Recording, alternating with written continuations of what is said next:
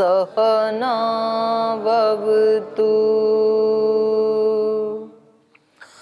सहनौ भुनक्तु सह वीर्यं करवावहै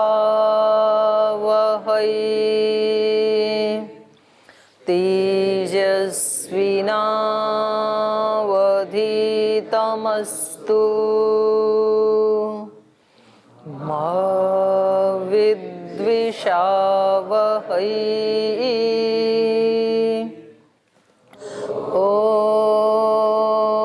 ॐ व्रतानां व्रतपति व्रतं चरिष्यामि तच्छकेयं तन्मे राध्यताम् इदमहमनृतात् सत्यमुपैमि ॐ शान्ति शान्ति शान्तिः।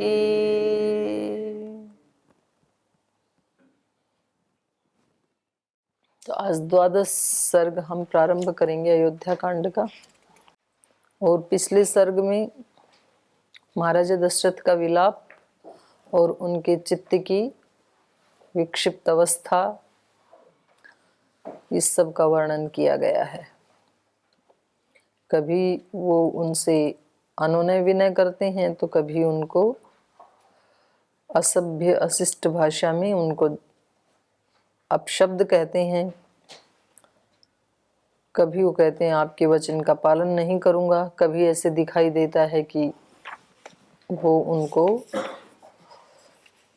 छोड़ नहीं सकते हैं, उनको मना नहीं कर सकते हैं। तो इस तरह से एक अप डाउन की स्थिति महाराजा दशरथ के चित्त की इसमें दिखाई देती है एकादश सर्ग में। तो ये हमने पढ़ा था। कोई कुछ पूछना है पीछे की कक्षा से? कोई प्रश्न है किसी का? ओम दीदी जी। दीदी जी, जैसे हम जानते हैं कि दशरथ जी एक महापुरुष हैं, तो जब महापुरुष है तो उनका मन डवाडोल क्यों हो गया? मतलब महापुरुष जैसे होते हैं तो कहते हैं वो तो उनका मन और चित्त जो है स्थिर रहता है, इसमें उनका भी चित्त डवाडोल समय के साथ क्यों हो गया था? कभी कभी तो हो जाता है महापुरुषों का, योगियों का नहीं होता है, महापुरुषों का तो हो जाता है। और योग में भी जिसने योग को सिद्ध कर लिया उसका नहीं होता है। जो अभी योग मार्ग पे चल रहा है ना, उनका तो हो जाता है। जैसे कोई कहे कि सन्यासी ब्रह्मचारी तो महातपस्वी होते हैं, तो सन्यासी होके या ब्रह्मचारी होके कोई कैसे प्रमाद कर सकता है सुबह उठने में? लेकिन कर देते हैं ना कोई कोई। तो वो इसलिए कर देते हैं क्योंकि जो पीछे के संस्कार हैं वो अभी नष्ट नहीं हुए हैं ना, वो तो योग साधना से नष्ट होंगे। तो धीरे धीरे चल रहे हैं उस रास्ते पे। तो एक समय आएगा, तो अगर प्रयास करते रहे तब आएगा समय, नहीं करेंगे तब तो नहीं आएगा। तो एक दिन वो पीछे के संस्कार नष्ट हो जाएंगे और रोजाना सुबह उठने के संस्कार सहज बन जाएंगे, स्वभाव में आ जाएगा। तो ऐसे ही महापुरुषों में तो कुछ संस्कार तो बहुत ऊंचे होते हैं, तो वो तो हैं ही महाराजा दशरथ में।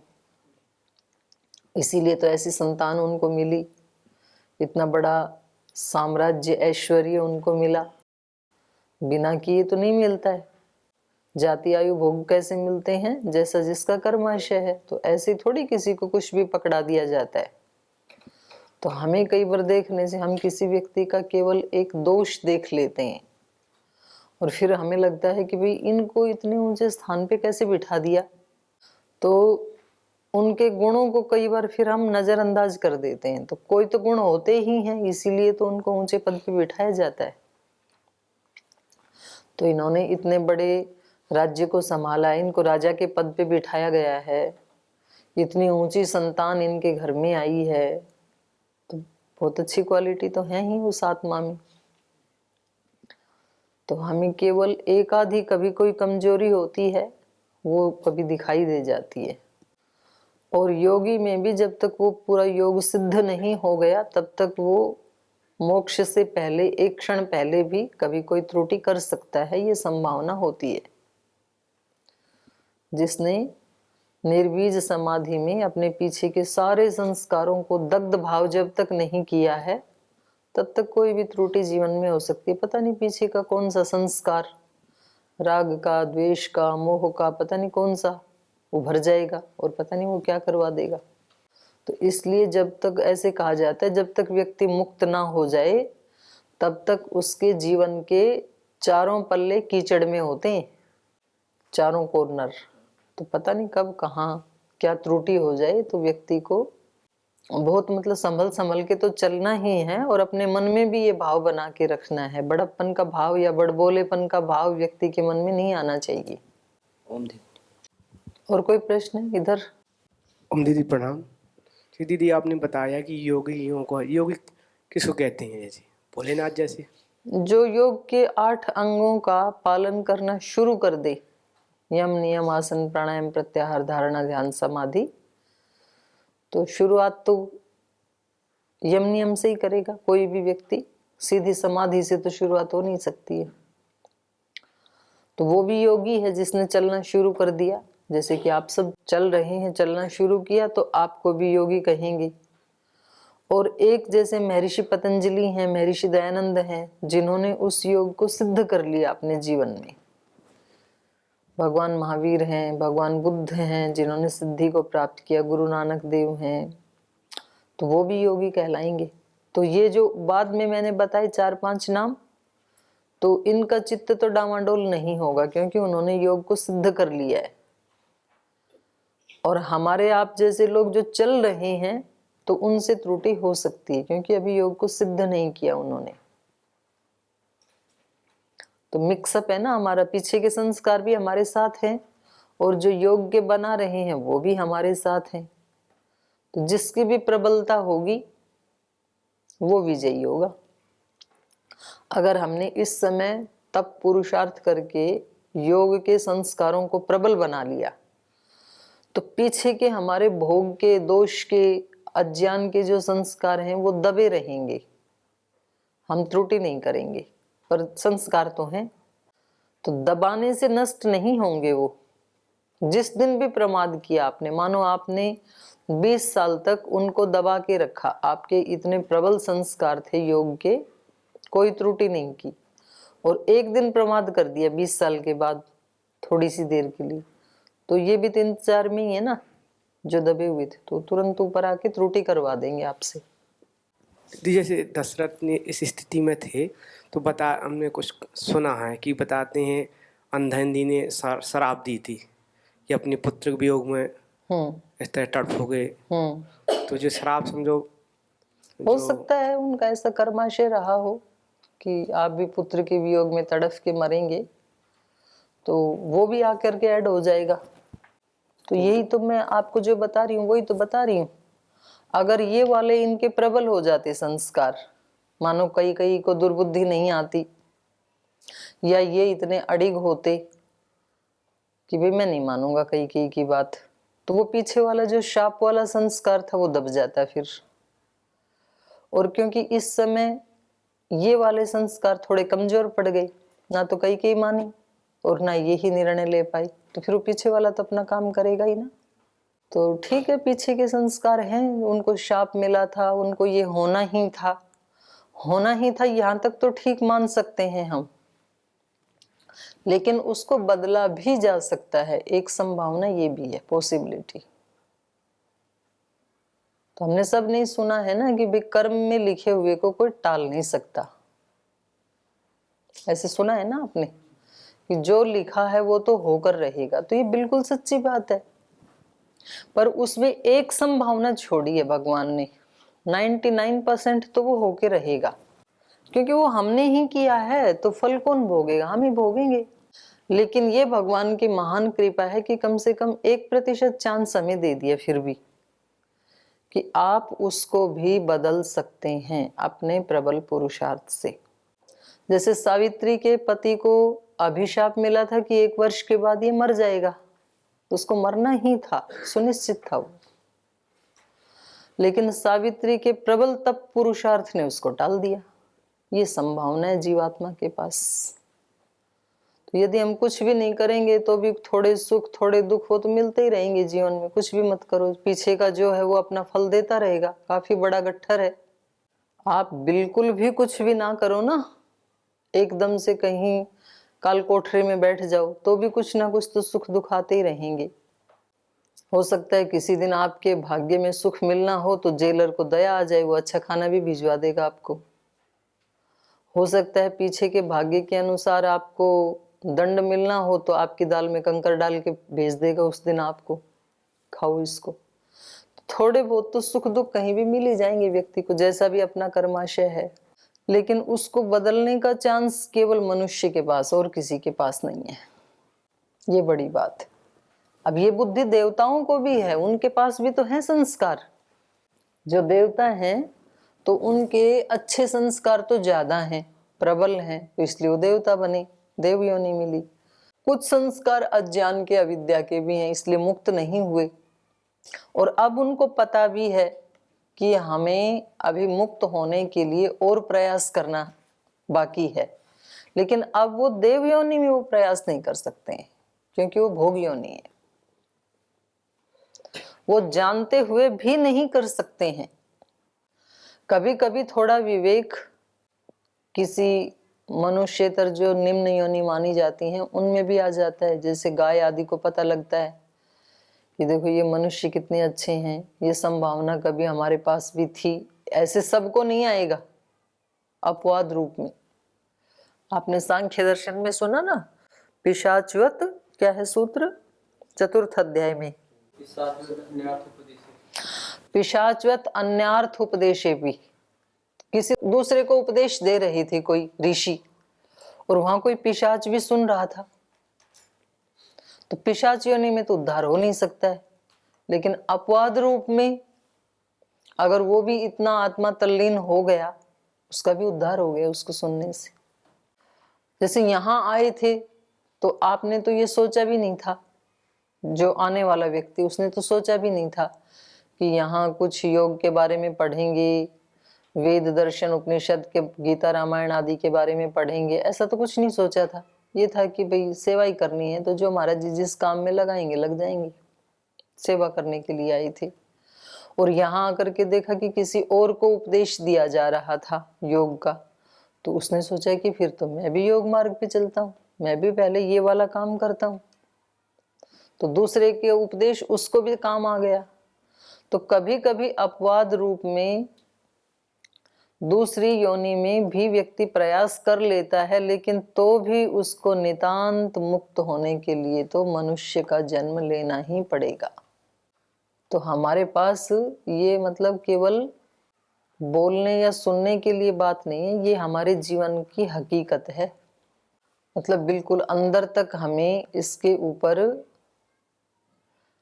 बहुत ही गहराई से ये चिंतन करने की जरूरत है कि हमारे पास एक बहुत दुर्लभ अवसर है इस समय, अत्यंत दुर्लभ जिसको कहेंगे ना, गोल्डन चांस जिसको कहते हैं अंग्रेजी में, वो है इस समय हमारे पास। कि एक तो हम मनुष्य, और दूसरा हमें इस प्रकार की दिनचर्या करने का, इस प्रकार की बातें सुनने का, इस तरह का चिंतन मंथन करने का अवसर प्राप्त है। ये सदा नहीं रहेगा ये वाला चांस। अब ये महती कृपा है भगवान की, जब तक भी ये चांस मिले, एक दिन भी मिले तो भी भगवान की बहुत बड़ी कृपा है। कल क्या होगा कौन जानता है, एक महीने बाद क्या होगा कौन जानता है, कुछ नहीं कहा जा सकता। किसका क्या कर्माशय है, वो क्या करवाएगा, कहाँ ले जाएगा। तो व्यक्ति को इसलिए एक एक दिन, इसलिए महाराज जी बोलते हैं एक एक दिन को कैसे जीवो, पूरे एक जीवन की तरह से जीवो। ये प्रमाद है जो हम टालते हैं कि चलो आज तो बस एक अपनी जो दिनचर्या है वो कर लेते हैं, अगले सप्ताह से बस अब हम 3-3 घंटा ध्यान किया करेंगे। बोले अभी तो थोड़ी गर्मी है, बहुत पसीने आते हैं, जून जुलाई, तो थोड़ा सा ठंड हो जाएगी, बारिश होगी ना तो फिर बैठ के ना तब गर्मी लगेगी, नहीं तो ध्यान लगाया करेंगे 3-3 घंटा। फिर बारिश भी आ गई, फिर बोले अभी बारिश में तो ना बहुत मच्छर हैं और उमस हो जाती है, अब थोड़ी बारिश टले, थोड़ा सितंबर अक्टूबर का महीना आए तो ना सर्दी होती है ना गर्मी होती है, तो अक्टूबर नवंबर में हम 3-3 घंटा ध्यान किया करेंगे। फिर अक्टूबर नवंबर भी आ गया। फिर बोले अभी ना दिसंबर में अच्छी सी ठंड होगी तो बाहर तो निकलना नहीं, तो अंदर बैठे बैठे किया करेंगे। तो अंदर बैठे बैठे सोएंगे, कुछ नहीं किया करेंगे। तो व्यक्ति टालता है, ये हमारे स्वभाव में प्रमाद है। हमें लगता है अब तो दिवाली की थोड़ी साफ सफाई कर लें, उसके बाद इस पे ध्यान देंगे साधना के ऊपर। दिवाली की भी सफाई, बाहर के सब काम ठीक कर लेते हैं हम। बोले अब तो ये परीक्षा निपटा दूं बस, फिर इसके बाद हम अपने आध्यात्मिक उन्नति के लिए प्रयास करेंगे। परीक्षाएं भी निपट जाती हैं। इसलिए आज कर सकते हैं तो कल भी कर पाएंगे, और यदि आज नहीं तो कभी नहीं। और आज भी नहीं, अभी, अभी नहीं तो जिस क्षण में जहां खड़े हो, जो काम कर रहे हो, जिस परिस्थिति में हो, उसको यदि आपने योग युक्त आध्यात्मिक बना लिया तो आप कल भी कर पाएंगे, और कल आपको और बेहतर परिस्थितियां मिलेंगी। और यदि आज का अवसर खोया तो कल ये आपके हाथ में रहेगा ही नहीं, यह अवसर मिलेगा ही नहीं आपको। क्यों देगा भगवान ये अवसर? आज वाले का सदुपयोग नहीं किया तो कल तो मिलेगा नहीं फिर। तो ये हमारे हाथ में है। जो पूछा कृष्ण मिलन जी ने कि दशरथ को तो शाप मिला हुआ था, ठीक है, शाप मिला हुआ था, उनको ऐसा होना ही था, पुत्र वियोग में तड़फ के मरना ही था, लेकिन एक चांस तो था उनके हाथ में, तो उसको चेंज किया जा सकता है। अब जो होनहार है उसके तो फिर अनेकों बहाने होते हैं ना। बोले श्री राम को तो असुरों को मारना ही था, तो इसलिए कैकेयी को ऐसे करना ही था, तो इसका तो कोई अंत नहीं है। फिर तो जो भी हो रहा है वो होना ही था, तो ठीक है, हो ही रहा है फिर तो फिर आपको मनुष्य योनि किस लिए मिली? जो हो रहा है वो तो होना ही था। ऐसा यदि हम मान लें तो इस शरीर का क्या प्रयोजन, क्या रह जाएगा फिर? इसका तो प्रयोजन यही है कि जो होना ही था उसको भी बदला जा सकता है, प्रबल पुरुषार्थ और प्रबल तप करके। प्रबल कह रही हूं मैं, सामान्य से नहीं बदला जा सकता। सामान्य पुरुषार्थ, सामान्य तप करके तो नहीं बदला जा सकता। इसलिए थोड़ा थोड़ा तप पुरुषार्थ करते हुए तो पीछे वाले कर्म अपना फल देंगे ही। ठीक है। ओम दीदी माँ, जैसा आपने अभी कहा कि भगवान आपको 1% चांस तो रखता ही है आपके हाथ में कि आप उस चीज़ को बदल सकते हैं। ऐसा कहीं वेद या शास्त्र में कहीं वर्णन इसका आता है कि ये सारा का सारा योगानुष्ठान उसी के लिए तो योग दर्शन। अच्छा, तो इसमें एक बड़ी फिर क्वेश्चन आती है कि अगर ऐसा हमने अगर बदल दिया कुछ, अगर हम अपने आप से अगर कुछ ऐसा बदल दिए तो बाद में जो विधि का जो विधान है उसमें भी वो चेंज होने लगेगी, फिर वो भी अपने आप में कुछ चेंज हो जाएगा। वो उसी के लिए तो है, ये सारा का सारा शास्त्र है उसी के लिए, चेंज करने के लिए ही है सारा शास्त्र। योग दर्शन, सांख्य दर्शन, वेदांत दर्शन, सारा उसी के लिए है, चेंज करने के लिए। नहीं तो योग के अनुष्ठान का मतलब क्या रह जाता है यदि चेंज ही ना हो तो सारे संस्कारों को जला देने के लिए, पूरा चेंज कर देने के लिए ही सारा विधान है ये। और किया है बहुत लोगों ने, उन्होंने ही बताया है अपनी वाणी से, उन्हीं को हम शास्त्र कहते हैं जिन्होंने किया। तो ये जो विधि का विधान जिसको कहा जाता है कि पहले से पूर्व निर्धारित रहता है, ये विधि का ही विधान है। ये जो मैं बोल रही हूँ ये विधि का ही विधान है कि मनुष्य योनि में आप चेंज करना चाहें तो आपके पास चांस है, आप चेंज कर सकते हैं, यही विधान है। और यदि उसको भी आप खो देते हैं तो जो होना है आपके कर्म के अनुसार वो होगा। अन्य योनियों में तो होता ही है, आपकी मनुष्य योनि में भी होगा, ये ही विधान है। इस विधान का नाम ही शास्त्र है, इस विधान का नाम ही वेद है, दर्शन है, उपनिषद है। तो यहाँ पे जो एक चर्चा आती है प्रारब्ध की और ऐसी चीज़ की, तो ये सारे एक पॉसिबिलिटीज़ है कि ऐसी हो सकती है, लेकिन आप अपने अगर परम पुरुषार्थ से उसको पॉसिबिलिटी नहीं है, 100% होने ही वाली है। 100 नहीं, 99, 1% आप चेंज कर सकते हैं। पॉसिबिलिटी नहीं है केवल, फिर वो तो वो आपका किया हुआ है, जो आपने बीज बोया है उसका फल आना ही है, पक्की बात है ये। पर अगर फल आपने तो आएगा, उसको ही उखाड़ दिया, पौधे को ही, अंकुर को ही, तो फिर कहां से फल आएगा? तब नहीं आएगा। तो वो 99% अगर कोई चीज़ है कि वो चीज़ होगी, तो फिर भी वो 1% अगर चांस है बदलने का, तो परसेंटेज ये तो पॉसिबिलिटीज मतलब होगी। समझाने के लिए मैं बोल रही हूँ,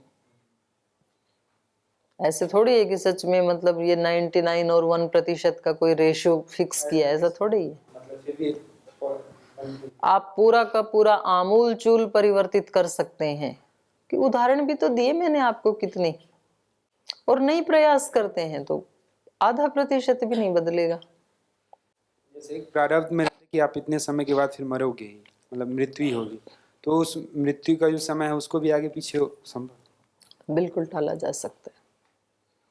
आपका पीछे का कर्माशय था कि भाई आपने कोई, आपका ऐसा कर्माशय कि आपको कमजोर इंद्रियां मिलेंगी, आपको हार्ट कमजोर मिलेगा, फेफड़ा कमजोर मिलेगा, किडनी कमजोर मिलेगी, जाति आयु भोग वैसे ही मिलते हैं, पूरा शास्त्र उसका वर्णन कर रहा है। अब आपने इस जन्म में बचपन से ही योग, प्राणायाम, ध्यान, उपासना, सत्कर्म, सेवा कर करके अपने उन अंगों को मजबूत बना लिया। तो जो आपके वो अंग 50 साल ही चलने थे या 40 साल चलने थे, वो 60 साल चल जाएंगे। ये वाला पुरुषार्थ ऐड हो जाएगा उसमें। ठीक। प्रणाम दीदी जी। दीदी जी, आपने अभी बताया कि महापुरुष, ऐसा महापुरुष किसे कहते हैं? जो महान कर्म करें वो महापुरुष। मैं तो योगी और महापुरुष एक ही समझ रही थी। नहीं, महापुरुष तो कोई लौकिक महान काम करके भी बन जाता है, और योगी जो है वो सूक्ष्म के ऊपर ज्यादा काम करता है। महापुरुष तो कोई स्थूल दृष्टि से बड़ा काम करे उसको भी महापुरुष कह देते हैं। यद्यपि उसके लिए भी वैसे संस्कार चाहिए, तो सूक्ष्म रूप से उसके लिए भी एक अच्छा गुण उसमें होना चाहिए। लेकिन योगी वो होता है जो सूक्ष्म के ऊपर सारा काम करता है, अज्ञान अविद्या आदि को हटाने के लिए, उसको योगी कहते हैं। योग के जो 8 अंग बताए, यम, नियम, आसन, प्राणायाम, प्रत्याहार, धारणा, ध्यान, समाधि, इनको जो अपने जीवन में 100% जीने का प्रयास करता है, पुरुषार्थ भी करता है, उसको योगी कहेंगे। ठीक है।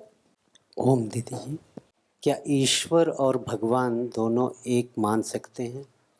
और महापुरुषों को हम भगवान की उपाधि क्यों देते हैं? तो ये कहाँ तक सही है देना? क्योंकि अब देखो, शब्द तो जितने शब्द होते हैं उतने ही उनके अर्थ होते हैं, है ना। तो भगवान और ईश्वर जो है, दोनों ही शब्दों का अर्थ है ऐश्वर्य वाला। ईश ऐश्वर्य से ईश्वर बनेगा और भग ऐश्वर्य से भगवान शब्द बनेगा। अब वो ऐश्वर्य किस प्रकार का? तो जो जीवात्मा है, मनुष्य है, उसके पास ईश्वर वाला ऐश्वर्य तो नहीं हो सकता है।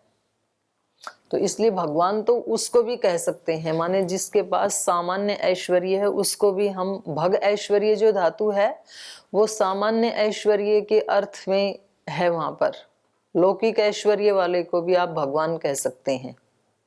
लौकिक का मतलब है मोक्ष से जस्ट पहले वाली स्थिति। लौकिक का मतलब ये नहीं समझना कि वो यम नियम आदि से नितांत छूता है, ऐसा नहीं। उसके अंदर ये सारी चीजें होंगी, उसके अंदर संयम भी होगा, यम नियम भी उसने पालन किए होंगे, पर अभिमुक्त नहीं हुआ है बस, उसको भगवान कहेंगे। ठीक है। तो ये भगवान का हो गया। ईश्वर का जो ऐश्वर्य, अब ईश्वर में भी 2 ईश्वर मानते हैं जो वेदांती लोग हैं। एक ईश्वर जो है उसको ब्रह्म कहते हैं, और एक ईश्वर है उसको परब्रह्म कहते हैं। पर ब्रह्म का मतलब है उसको ना सृष्टि करनी, ना पालन करना, ना संहार करना, कुछ नहीं, वो बस है, एग्जिस्टेंस है उसका केवल, ओनली। त्रिपादस्यामृतम दिवी एक वेद का मंत्र है। तो वो जो 3 पाद जो उसके दिव्य लोक में है उसको कहा परब्रह्म। वो कुछ नहीं करता है, बस है वो। और उसी का जो 4th पाद है वो इस सारी सृष्टि की रचना करता है, इसका पालन भी करता है। इस सृष्टि में रहने वाले जो प्राणी हैं उनको उनके कर्मों के अनुसार फल भी देता है। वो महाप्रलय भी करता है, वो आंशिक प्रलय भी करता है, वो इस सब को चलाता है। और लास्ट में वो इस सब को महाप्रलय के समय अपने अंदर समेट लेता है, उसको कहा है ईश्वर। तो ऐसे 3 उपाधियां आती हैं, परब्रह्म है, फिर एक ये जो ब्रह्म है जो सृष्टि आदि करता है, इसी को ईश्वर कहा है। ये 4th पाद है उस ईश्वर का। तो ऐसे पार्ट नहीं कर सकते आप उसके कि आप अपने मन में फिर 2 व्यक्तियों की कल्पना कर लो कि एक व्यक्ति ये, एक वो, और इन दोनों का आपस में बिल्कुल अलगाव है। ऐसा नहीं है, एक ही शक्ति है और उस एक ही शक्ति के वेद मंत्र के अनुसार उसका ये जो सारा यूनिवर्स दिखाई दे रहा है ये तो बहुत छोटा सा एक पार्ट है। तो इस सारे उस कार्य को जो देखता है उसका नाम है ईश्वर। और भगवान तो महापुरुषों को भी कह देते हैं, क्योंकि उनमें भी भगवान का जो ऐश्वर्य, ईश्वर का जो ऐश्वर्य है, यौगिक ऐश्वर्य है, वो काफी पराकाष्ठा को प्राप्त होता है। जैसे हम भगवान महावीर कह देंगे, भगवान बुद्ध कहेंगे, हम भगवान नानक देव कहेंगे, भगवान दयानंद कहेंगे, क्योंकि उनके पास भी वो जो ऐश्वर्य है वो पराकाष्ठा को प्राप्त किया है, इसलिए हम उनको भगवान कह देंगे।